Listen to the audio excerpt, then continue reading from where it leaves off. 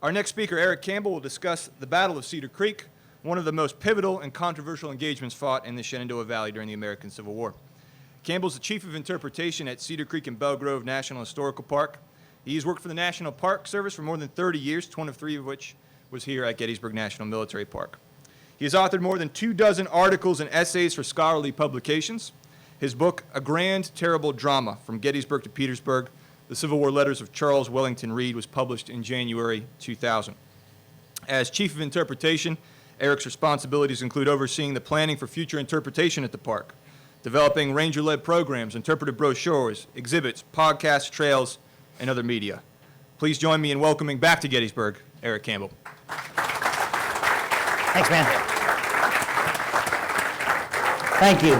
It's a pleasure and an honor to be here and to return to Gettysburg, although I'm not going to talk about Gettysburg. So I will be talking about Cedar Creek, which is where I work now. So the reason I accepted this invitation is because I'm trying to drum up business for my park, Cedar Creek and Belle Grove National Historical Park, which is the park nobody's ever heard of. So you got to come down to the beautiful Shenandoah Valley in Virginia and visit our park and see the things we're trying to build there to create the kind of infrastructure visitors expect to find in a national park. So it's been a learning experience, to say the least.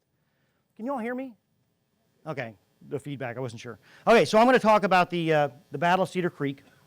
As Chris said, it was a very critical moment, not just in the history of the battles fought in the Shenandoah Valley, but also the Civil War itself. And to start with, I just want to briefly talk about the Shenandoah Valley and its importance. So certainly the Shenandoah Valley was very important during the American Civil War.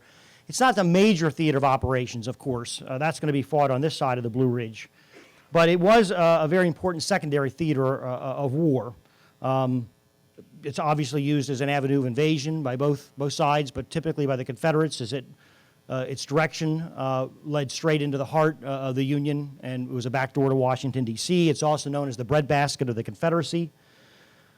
And it could be used, and the Confederates used it very successfully as a way to create a diversion, to draw off Union forces away from the major threats against Richmond. The best example of that, of course, would be Stonewall Jackson's Shenandoah Valley campaign in 1862. A good example of how the valley was used as an avenue of invasion occurred in the summer of 1864. So the Battle of Cedar Creek fought in October of 1864. In the summer, the Confederates once again used the valley as an avenue of invasion to threaten the North, and that's when Jubal Early's Army of the Valley, as it was called, would launch a raid or invasion across the Potomac River, using the valley as his avenue, into Maryland, and eventually threatened he reached the very outskirts of Washington, D.C. So even that late stage of the Civil War, the valley is going to be a threat to the Northern War effort. We're going to talk about Battle of Cedar Creek and the critical points that determine the outcome of that battle, but first I want to just give you a brief background on one of the principal players, and that would be Early himself. Jubal Anderson Early and his Army of the Valley. Early was 47 years old in 1864. He was actually a graduate of West Point in 1837, but didn't stay in the Army very long before becoming a lawyer and a politician before the war. When secession came, the eve of the Civil War, he opposed it, but once his native Virginia went south, then he went with it.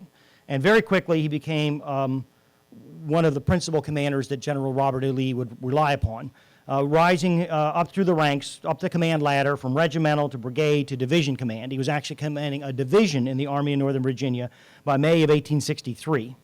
And he does nearly all of his fighting with the Army of Northern Virginia from 62 all the way to 1864.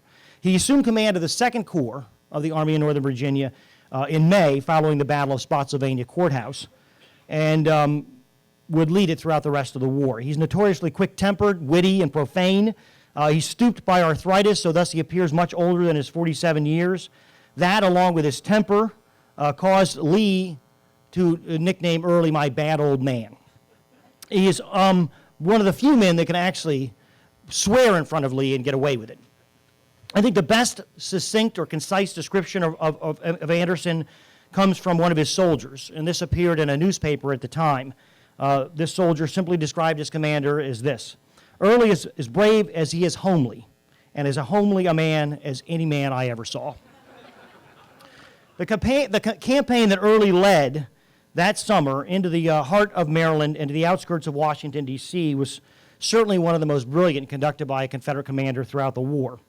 It involved bold maneuvering, cleared the valley completely of Union troops. It was brilliantly conducted, considering the odds against him. He was greatly outnumbered, and added to his already sterling reputation. Keep in mind, too, the condition of his troops, which has a lot to do with Cedar Creek in October. We're talking about the 2nd Corps of the Army of Northern Virginia, some of the best soldiers that ever fought under Robert E. Lee's command. This is how Early described the 2nd Corps when it reached the valley in June of 1864. So this is before it launched its invasion of Maryland. So we're talking about following the hard fighting of the Overland Campaign. Early described the 2nd Corps as such. The 2nd Corps now numbered, he said, a little over 8,000 muskets for duty. Here at Gettysburg at number 20,000. He continued, it had been an active and arduous service in the field for 40 days and had been engaged in all the great battles from the Wilderness to Cold Harbor, sustaining very heavy losses at Spotsylvania Courthouse. Of the brigadier generals with it, at the commencement of that campaign, only one remained in command of his brigade. 2, General Gordon's and Ramseur, had been made major generals, thus promoted. 1 had been captured, 4 had been severely wounded, and 4 had been killed in action.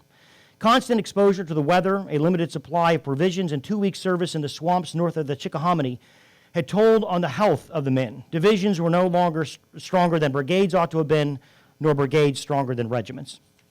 Yet despite that, they conducted this campaign, marching hundreds of miles through the valley into Maryland, to the outskirts of Washington, and back into the northern end of the valley once again. Hardened combat veteran soldiers, again, some of the best that Lee ever had. Who were his opponent? Well, of course, his opponent would be Major General Philip Sheridan in the Army of the Shenandoah.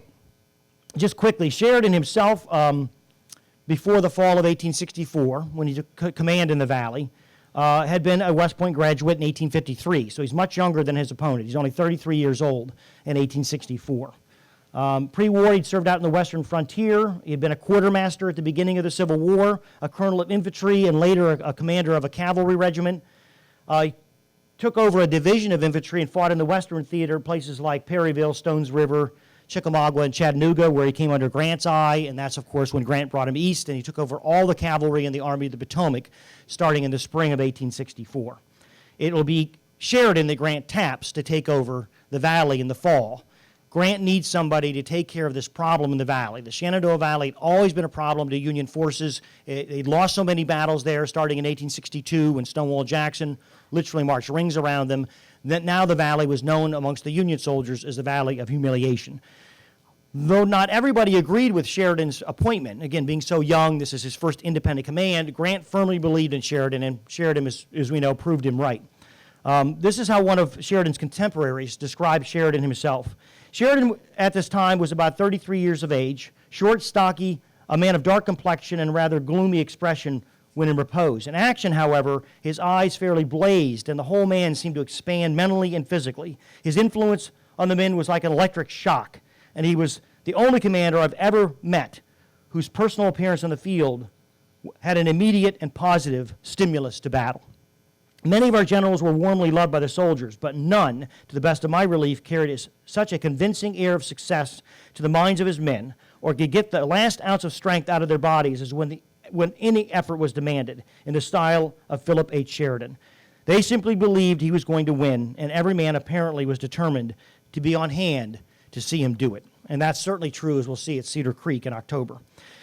Quickly, at the beginning of the campaign, by the best sources available, certainly the Army of the Shenandoah, Sheridan's army, had all the advantages. It greatly outnumbered the Confederate Army. Just a quick breakdown, the Army of the Shenandoah had about 35,000 infantry and artillery, about 8,000 cavalry, about 43,000 men at the beginning of that fall campaign. This is in August of 1864. The Army of the Valley, the Confederate Army, numbered about 9,000 infantry and artillery, 4,000 cavalry, so it only numbered about 13,000. So Sheridan outnumbers his opponent 3-1.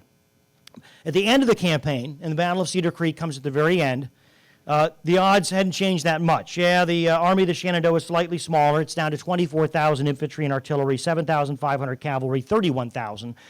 But the Army of the Valley was still fairly weak in comparison. About 10,500 infantry and artillery, 3,000 cavalry, anywhere from 13 to 14,000 men. So Sheridan at Cedar Creek held a 2.5 to 1 advantage. Just quickly, the 1864 Shenandoah Valley campaign consists of a series of battles that will be fought starting in September, starting with the Battle of Third Winchester. On September 19th, 1864, it's the largest battle fought in the Shenandoah Valley, an all-day affair, stand-up slugfest, and eventually the greater numbers spell the difference, and Sheridan will drive Early's army off the field. 3 days later, on September 22nd, the two armies go at it again at a place called Fisher's Hill, just south of Strasburg, and once again it's the same result, another Union victory. Oh, there's 3rd Winchester, September 19th. And then Fisher's Hill fought on September 22nd. Once he'd won those two battles, Sheridan had really carried out the first of the 3 orders that Grant had given him when he took command of the valley again in August. The 3 orders Grant gave Sheridan were: 1, defeat Early's army, finish it off, and retake the valley. So having won 2 victories within a matter of 3 days, following Fisher's Hill, he's driven Early off. Early has no choice but to retreat southward or up the valley all the way past Stanton and Waynesboro, nearly 60 miles to the south. The second order Grant gave Sheridan was destroy the valley. We're talking about what goes down in history as the burning. This is part of Lincoln's new total war policy he's going to inflict upon the South. And the valley is really the first area of the South that suffers this systematic destruction of its civilian resources. Anything deemed civilian property, deemed usable by Confederate armies, could be a legitimate war target. It's also a method to try to break the willpower of the Southern people. And so for 2.5 weeks in late September and early October, the valley will suffer what is known as the burning. Following the burning, then, of course, everybody on both sides is wondering, is the campaign over? Sheridan certainly thought it was. He carried out his first 2 orders, and now he retreats northward or back down the valley, feeling the campaign is at an end, and it's just a matter of a question of what will become of his forces. They're not going to stay in the valley. There's no reason to keep 30,000 men tied up in the valley when they're not needed. So they'll probably have to end up being dispatched somewhere else, probably back to Grant, outside of Petersburg and Richmond. So they take a position, the Union Army does, on the banks of Cedar Creek and the North Fork of the Shenandoah River, awaiting these further orders. Sheridan actually will leave his army on October 15th to travel to Washington, D.C. for a council of war with Halleck and Secretary of War Edwin Stanton to decide what should become of his army, where should it go. But when he left, he believed, again, that all was well. His army would not be threatened by what little was left of Early's force. The third order, I forgot to tell you, that Grant gave Sheridan was also very important, and that simply was, don't lose. Now that seems incredible. Why would any commander tell his subordinate, don't lose? That's pretty obvious, right? But you must consider the backdrop of which this Valley campaign is fought. We're talking about the fall of 1864. Obviously, something very important is going to happen in early November, an election. Abraham Lincoln's trying to convince the Northern people the war is finally going their way. He's winning the war, and he needs to be reelected to see it through. The last thing Grant understands, and so does Lincoln, the last thing they can afford is another defeat in the Shenandoah Valley. So the last thing they need to have Sheridan do is lose a battle in the valley. That's why Grant tells him, whatever you do, don't lose. Well, he feels he's avoided that, so he goes to Washington to have this council of war. Well, meanwhile, as we know, the Confederate Army under Early was not done. Badly defeated in those 2 other battles. They'd watched the valley go up in flames before their eyes with little they could do to stop it, and yet they're going to somehow pull off and be on the verge of what seems to be one of the most spectacular victories ever achieved by a Confederate Army during the whole war. They will attack the Union Army at Cedar Creek on October 19th. Very quickly, the Battle of Cedar Creek is a one-day affair, fought all day. It starts before dawn on October 19th, and it's really 2 battles in one. In the morning, what you have is apparently a Confederate victory. Oh, there's the burning. And then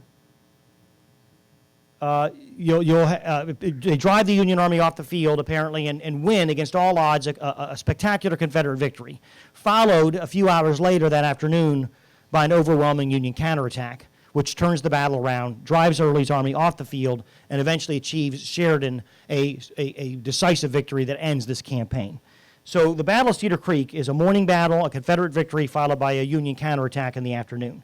There are 4 critical points I want to talk about that determined really the outcome of this battle. How it came to be, what it helped achieve this Confederate victory in the morning, and why it all turned around and became a Union victory by that afternoon. And those are the 4 critical points I want to talk about. Those critical points would be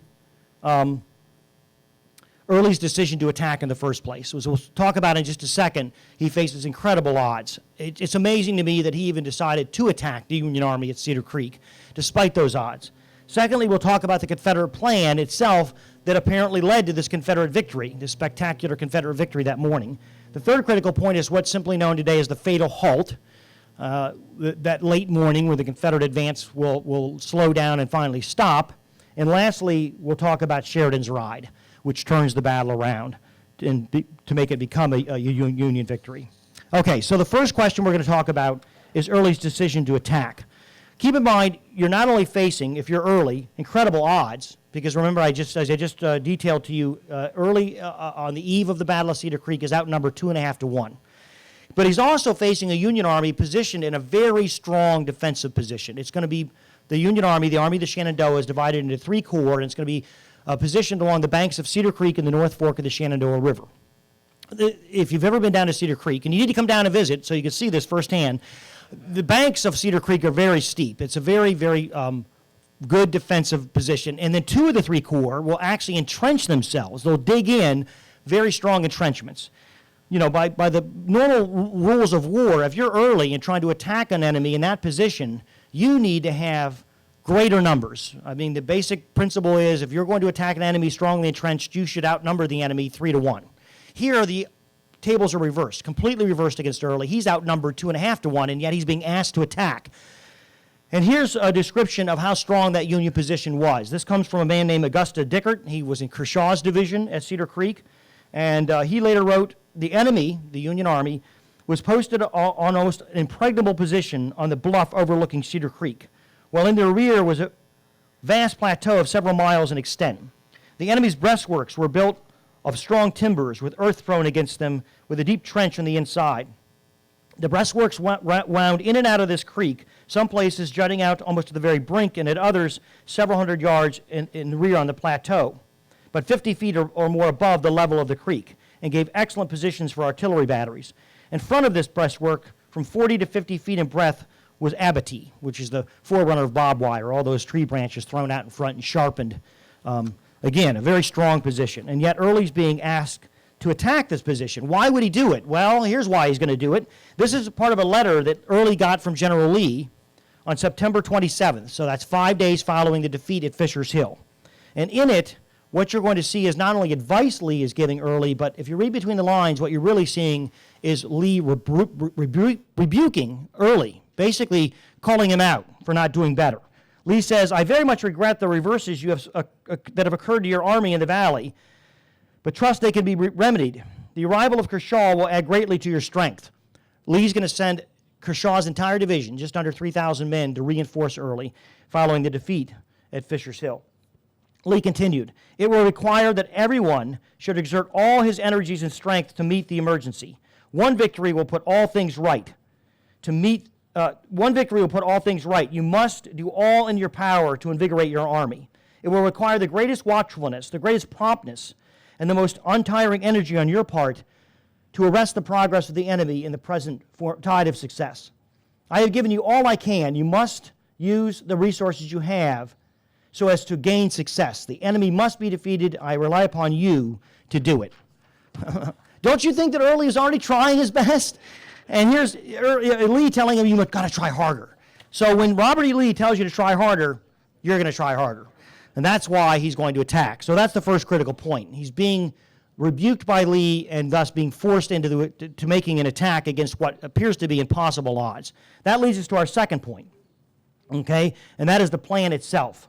Now there's going to be, it's going to require an incredible plan to pull this off because, again, the strength of the Union position and the long odds Early is going to face. Any frontal attack against the Union Army would be suicide, and Early knew it. So he's got to figure out a way to get on the flanks or the ends of the Union Army, and obviously the attack must be launched by surprise. He must catch the Union Army literally napping in order to have any chance of success. So Early sends his second in command, John B. Gordon, and that's the man you see in the upper left of this image here on the screen, to Signal Knob. The Massanutten Mountain, a 50-mile-long mountain range that bisects the length of the Shenandoah Valley, ends right just south of Cedar Creek and the battlefield that we're going to talk about. So Signal Knob gives the Confederates an excellent position in which to scout the Union Army, and that's what they do on October 17th. On a perfectly clear day, they made their way up the mountain and looked down upon the Union Army, and what Gordon developed was an incredible plan, a way to try to get to the Union Army from an unexpected direction. Everybody assumed the left end of the Union Army was very strongly anchored against the North Fork of the Shenandoah and the base of the mountain.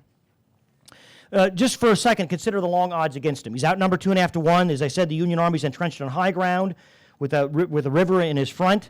Early in this plan he develops, once Gordon comes down off the mountain and says, I think we can attack the Union left where nobody expects us. In order to make this happen, however, they've got to split the smaller Confederate Army into 3 columns. All 3 columns have to march simultaneously at night.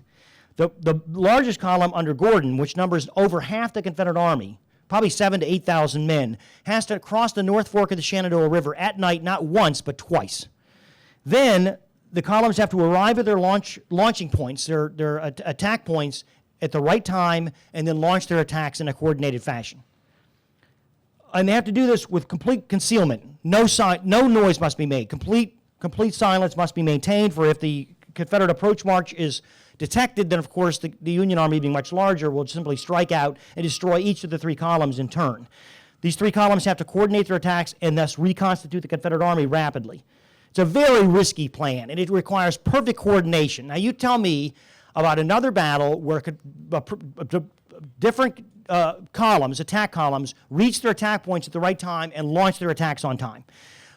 Anything that comes close to that anybody would want to compare Cedar Creek to, of course, is Jackson's flank march at Chancellorsville, which is considered one of the most brilliant maneuvers of the entire Civil War. And what Lee and Jackson did at Chancellorsville was extremely risky, splitting their much smaller army, not twice, but once, but twice in front of the Union Army, and then launching a counterattack from the side. Well, even Jackson was late. His attack at Chancellorsville was hours behind schedule, and his march was done in daylight. Early in his army, they do all of this at night, 3 columns, they arrive on time, complete silence is maintained, and when the attack is launched, despite all the long odds, it works perfectly. All 3 columns come together, it catches the Union Army literally napping, as many of the men are asleep. It is one of the riskiest, most audacious attack plans ever devised during the war, and it worked to perfection. And that's what led to this near Confederate victory that morning. When they overran the left end of the Union Army that morning, this is how one Confederate described the rout of the Union forces, the left flank of the Union Army. He said, such a sight as met our eyes as we mounted their earthworks was not often seen. For a mile or more in every direction towards the rear was a vast plain or broken plateau, with not a tree or a shrub in sight. Tents whitened the field from one end to the other, while the country behind was one living sea of men and horses, all fleeing for life and safety. Men, shoeless and hatless, were flying to the rear, some without guns, some with. Caissons were flying like the wind, the drivers laying on the lash all the while. Such confusion, such a panic was never before witnessed by our troops. So despite being outnumbered, because the attack worked so well, what it meant was, at the point of the attack, as they continued to roll up the Union Army like a domino effect, they always outnumbered the Union defenders. After crushing the 8th Corps, or the left end of the Union Army, they then went on to the next Union Corps, holding the center of the 19th Corps, although it was forewarned, because they knew the attack was coming by that point, simply wasn't enough. They fought a fighting withdrawal. They were driven off the field. And finally, the 6th Corps, which had been detached from the Army of the Potomac that summer, it would be sent up to save Washington, D.C. from Early's raid, and remained with Sheridan the rest of the fall. So the same 6th Corps here at Gettysburg is now out in the valley. 6th Corps under General Wright, even they, given fair warning, when they put up their defensive stand, are driven off the field. So by late morning, 10:30, the entire Union Army is driven out of their camps and completely off the battlefield and a mile north of Middletown. By that point, it appears, against all odds, Early has won a spectacular Confederate victory. He has reversed all the losses he had suffered, and he has retaken the valley. No army in such shape as the Union Army was at that moment, Early felt, could rally itself. And they would have to retreat northward to its main supply base, which was Winchester, 15 miles to the north. This leads us to our third critical point. It's simply known as the Fatal Halt. Whoops. There we go, the Fatal Halt. What is the Fatal Halt? Well, essentially, what happens is the morning Confederate attack launched by the Confederates, as I just described, will basically come to a conclusion. It runs out of momentum, and by 10:30, the attack is over, and it appears the Union Army is going to retreat back towards Winchester. At least, again, that's what Early thought. Well, one man who apparently did not agree with Early was his second-in-command, General Gordon, the man who devised this plan in the first place that Early had approved. And Gordon, in his post-war reminiscence, so keep in mind, this is written with 20/20 hindsight, and you have to take it with a grain of salt. This is how he described this critical moment of the battle. Gordon said, "And so it came to pass the fatal halting, the hesitation, the spasmodic firing, and the isolated movements lost us the great opportunity and converted the brilliant victory of the morning into a disastrous defeat in the evening." So you can see where the Fatal Halt gets its name. It comes from Gordon. Gordon continued, "Impartial history must declare that under these conditions, if one more heavy blow had been delivered with unhesitating energy, with Jacksonian confidence and vigor, and with the combined power of every gun and every exultant soldier of Early's army, the battle would have ended in one of the most complete and inexpensive victories ever won during the war." That's Gordon's opinion. Essentially what happens is the Confederate attack halts. Early will consolidate his forces north of Middletown, and he believed the battle was over. So he would consolidate his gains. He had quite a victory on his hands. He captured 1,000 Union soldiers, 24 Union cannon, and all the supplies they could gather up from the Union Army. Because remember, they'd overrun all the Union camps. This is what Early said about the Fatal Halt later on. He said, it now appeared that it would not do to press my troops further. They had been up all night and were much jaded. And passing over the rough ground to attack the enemy that early morning, their own ranks had been much disordered and the men scattered. And he also said they had required time to reform them. The ranks, moreover, were much thinned by the advance of the men engaged in plundering the enemy camps. The delay that unavoidably occurred had enabled the enemy to rally a portion of his routed troops, and his immense force of cavalry, which remained intact, was threatening both our flanks in an open country, which of itself rendered an advance extremely hazardous. I determined, therefore, to try to hold what had been gained, and orders were given for carrying off all the captured and abandoned artillery, small arms, and wagons. So basically what he's saying is, my men are completely exhausted. They've been up all night, making an all-night march, those 2-night river crossings, to get into position. Then on top of that, they fought a 5 to 6 hour battle across 5 to 6 miles of rolling Virginia landscape. By the time they reached the zenith of their attack, they were exhausted, their ranks were completely disordered, and he admits it, many of my men were off plundering in the Union camps. Despite strict orders not to leave their ranks, these half-starved Confederates, and by October of 1864, in the Valley especially, you're talking about a Confederate army that literally is a ragtag army. The Richmond government has a really hard time keeping its men resupplied with equipment and food and ammunition. Many of the men, it's estimated half the Confederates were barefoot at Cedar Creek. And now you throw all that temptation their way with these abandoned camps and all these Union goods, and what are you going to have? Many men. Some estimate a third of the Confederate army had dropped out of ranks to plunder the Union camps. And why shouldn't they? They need blankets and food for the upcoming winter. They need overcoats. They need shoes. Besides that, the battle's over. The Union Army is going to retreat. They'll have time to get all these captured spoils off the battlefield under the cover of darkness, and they would have won a great victory. So Early believes the battle's over. There's no way the Union Army can rally itself before nightfall. He'll stay till night, then withdraw. That's what he believed that he had done. Any advance was very risky because he is right about one thing. The Union Army had immense superiority in cavalry.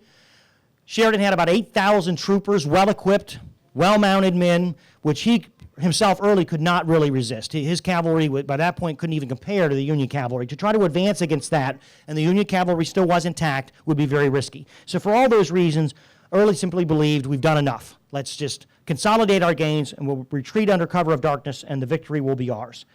Now, he never publicly or officially admitted blame for the Fatal Halt.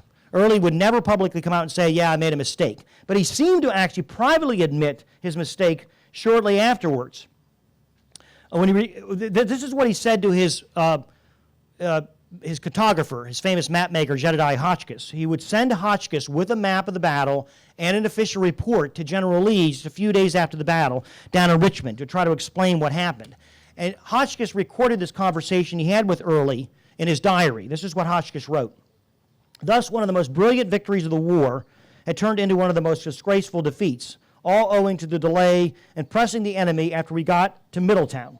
As General Early said, the Yankees got whipped and we got scared.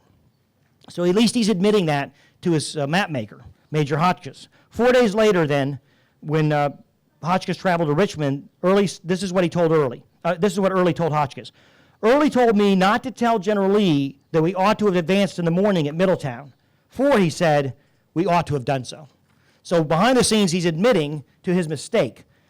Another controversy with the battle has to do with this plundering that I mentioned. Early came right out and said my men were plundering the Union camps. They had left their ranks, which left them completely weakened, of course, on the front line where that Union counterattack came later. So Early introduces that subject, accusing his men of being undisciplined and plundering the Union camps.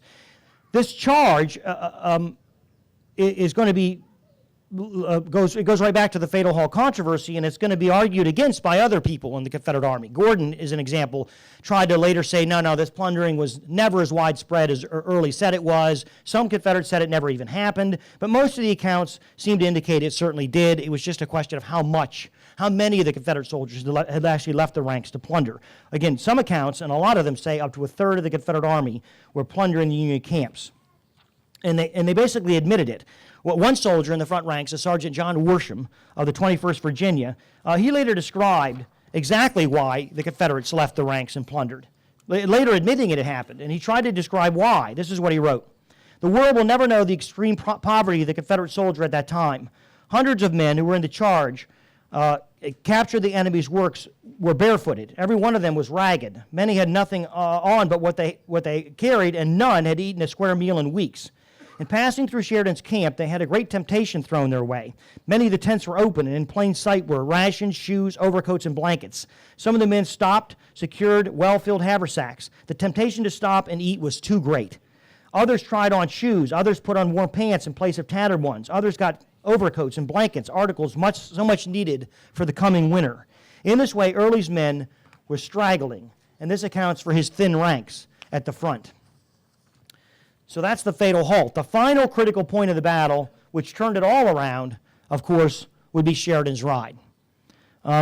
Remember, again, the situation late that morning of October 19th was apparently a Confederate victory had been won. The Union Army had been driven out of its camps, was now trying to rally itself north of Middletown, between Middletown and Winchester. And Sheridan himself, he was not even on the battlefield. Remember, I told you he'd left on the 15th of October to go to Washington, D.C. He returned to the valley the day before, October 18th, but spent the day and night in Winchester, expecting to take a leisurely ride back to his army on the 19th. Well, of course, little did he realize the 19th would be this great battle and apparently a Union defeat. As the Union soldiers fell back off the battlefield that morning, you can imagine how they felt. They thought they had the campaign within their grasp. It was over. They had defeated the Confederate Army. The valley was theirs. They had destroyed it. And now suddenly, all of that had suddenly been reversed by this surprise Confederate attack. This is how one Union soldier described it. The time came when the Army of the Shenandoah, lately triumphant in victory, was in danger of annihilation and was compelled to retire, humiliated by an undeniable defeat. The army was woefully shattered. Gloomily our men tramped across the fields. Depressed in spirit, languid in body, hungry and thirsty. They feared all their former victories had been rendered profitless by this one miserable defeat. They reflected what a crushing weight the news of this battle must fall upon the North. Now they trembled for the Union cause. Remember again, you have that election just 2.5 weeks away. The presidential election's 2.5 weeks away, and now they're going to go into that election on the heels of another defeat in the Shenandoah Valley. The same man said, I thought of the blood that had been spilled for nothing, and another sacrifice must be made for this cursed valley, and that the rebellion was not ending.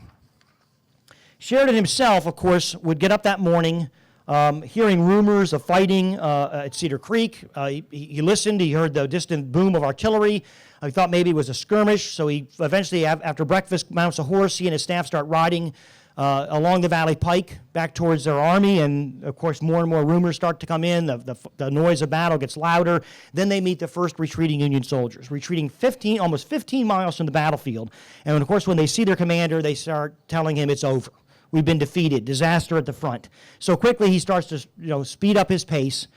rallying men along the way. They start cheering him, and in typical Sheridan fashion, he would scream at them, "God damn you, don't cheer me. If you love your country, come back. Follow me back to the battlefield." And that would be Sheridan's Ride, nonstop, 12 miles back to the battlefield, rallying men along the way. And then he later vividly described, Sheridan did, the first sight of his shattered army just after reaching some high ground north of Middletown, where he got the first good view of his entire army, or what was left of it. He said, "There burst upon our view the appalling spectacle of panic. I stared down at my stricken army, hundreds of slightly wounded men, throngs of others, unhurt but utterly demoralized, and baggage wagons by the score all pressing to the rear in hopeless confusion, telling only too plainly that a disaster had occurred at the front." So he arrives to his army. He immediately meets his subordinate commanders. I can imagine the conversations. They tried to explain to their commander, Sheridan, what had happened and why it had happened. General Wright was in command. He basically told Sheridan, "I think we've stemmed the retreat. My men are rallying. I think we're in good enough shape to retreat back to Winchester," which is exactly what Early expected. Early expected the Union Army to fall back to Winchester and fight another day. And most of the Union commanders in that army expected the same thing. There's no way they could fight later that day. This is like 11 o'clock in the morning. And the first thing that probably entered Sheridan's mind was that last order he got from Grant: don't lose. A retreat to Winchester at that point would make Cedar Creek go down in history as a great Confederate victory. And so immediately he rejects that. Hell no, we're not going to retreat. We're going to counterattack. We'll be back at our campgrounds by the evening. And then one of his staff had this brilliant idea: "General, you need to show yourself to your men. If they know you're back on the battlefield, it'll restore their morale."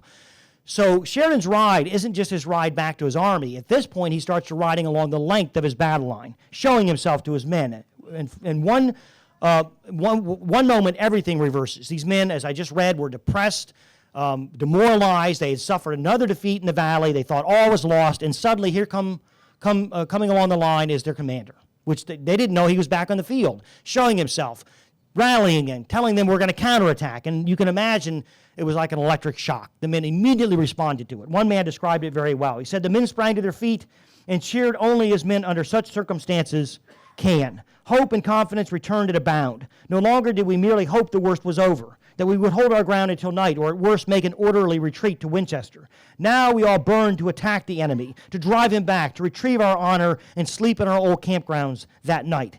And every man knew that Sheridan could do it. Now, it took a few hours to get the counterattack actually organized enough to be launched. It wouldn't be launched until almost 4 o'clock in the afternoon. It gets dark around 5, so Sheridan only has about an hour to work with. But the attack is launched at 4 o'clock, and it will eventually turn the battle completely around. Now, a lot of histories of the battle make it sound like the Union counterattack was just simply irresistible, and it swept the Confederate army off the field. Well, it really wasn't that easy.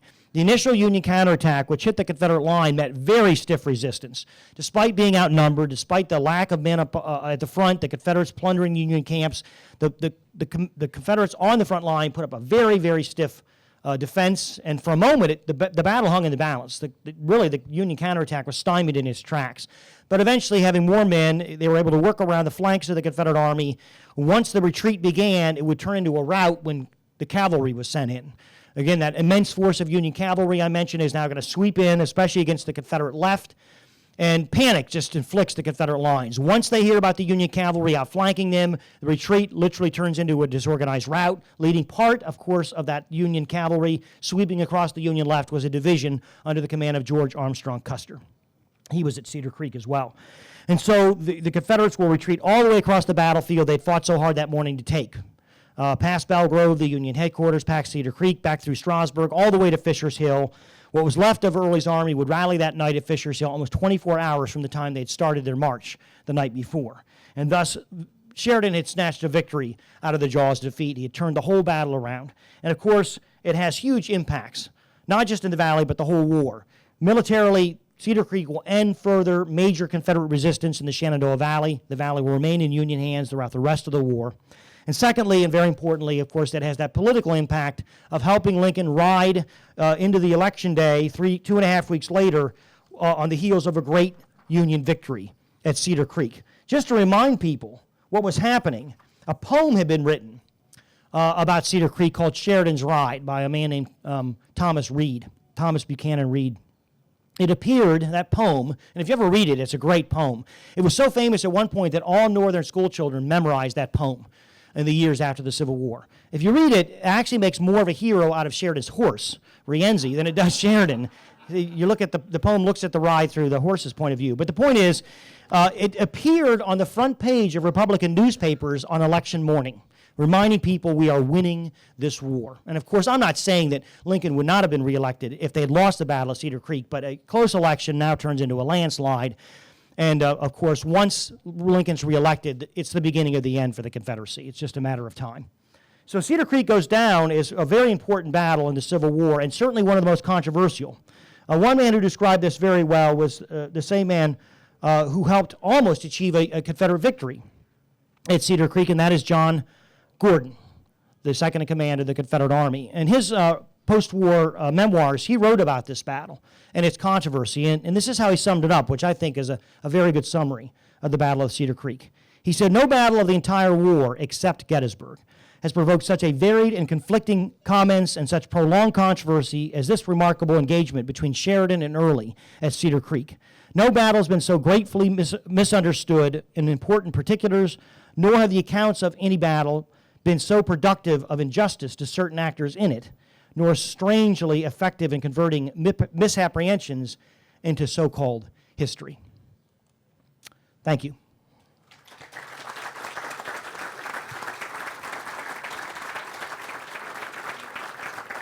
So, amazingly enough, thank you, I appreciate that. Amazingly enough, I actually finished in under 45 minutes. That must be a record for me. And I have time for some questions. So if you have any questions, let me know. Oh, one thing I just want to mention before I forget, I left some brochures for my park and also event guides that we have for this year. You can't hear me? And they're over here at this table and also some at the signing table. So if you want to see what kind of stuff we're doing at Cedar Creek, pick one of those brochures up. Okay, yes? Eric, I want to thank you so much for coming back to Gettysburg. Thank you, Barb. You're welcome. We have missed you, and now I know why. I've never understood Cedar Creek. Thank you, thank you. Thank you. Eric, would you make a few comments on Lee's orders to Early and Early's career after Cedar Creek? Well, I read part of that letter that Lee sent to Early following the battle at the defeat at Fisher's Hill, and if you read between the lines, it's nothing less than a reprimand. I mean, he's reprimanding Early for not doing better. I think the problem was Lee is obviously the most brilliant commander the Confederacy ever had, and maybe, of course, you can argue the entire war, but one thing he always didn't seem to truly understand was how badly outnumbered Early was in the Valley. He even said at one point to Early, the numbers can't be nearly as great as you're stating. He couldn't believe that Sheridan had 40,000 men when the campaign began. Douglas Southall Freeman, the preeminent Southern historian, said as much. Of the one mistake that Lee made during the war, that was probably one of the ones that was the most obvious. Because he didn't understand the odds Early faced, that's why he's reprimanding him so much for the defeats that Early's suffering in the Valley itself. But because Lee respected Early so much, despite this defeat at Cedar Creek, he would not remove him from command because he knew what a black mark that would leave on his reputation.